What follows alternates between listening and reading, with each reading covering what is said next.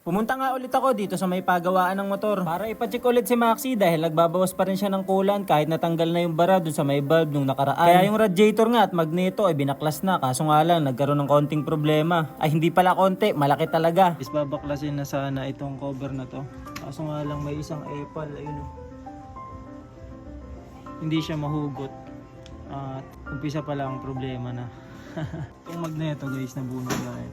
Malinis naman siya. Walang kalawang.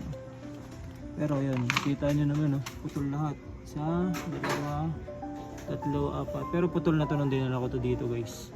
Sinong nabili ko to, nakita ko to ganito na.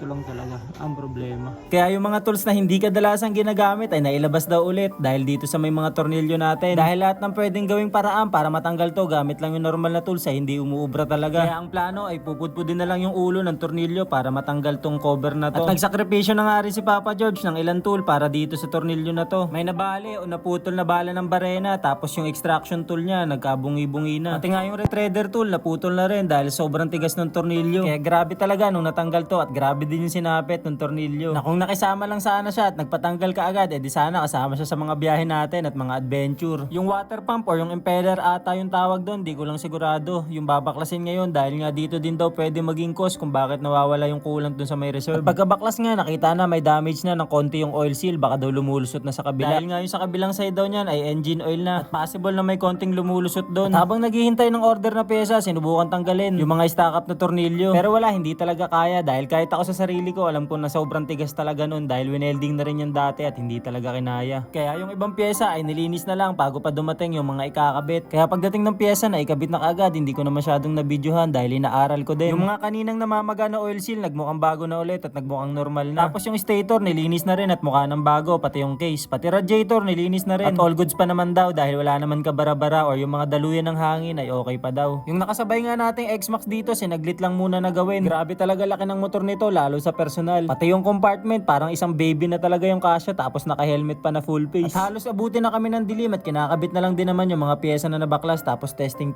Last customer na lang din naman kasi ako at buti nga daw ako yung huli dahil kung sakali maiinip yung mga nasa kasunod ko. So far, all goods naman. May mga natutunan ako na bago. Kung sakali gusto ko nga daw matutong magbaklas ng makina ay pumunta lang ako kaso nga lang hindi ko lang sure kung may time pa ako. And as of now, obserbahan pa natin si Maxi kung may mga pagbabago nga ba dito sa may coolant niya. Ngayon guys, dahil kahapon ako nagpagawa nun at isang araw na nakalipas, tapos yung kalahati nito na laman, syempre na-drain to, pumasok muna siya dyan ngayon, tapos nag-edsa ako ganina, nagpasay, and yung kalahati na yun baka pumasok pa, so wala siyang laman ngayon.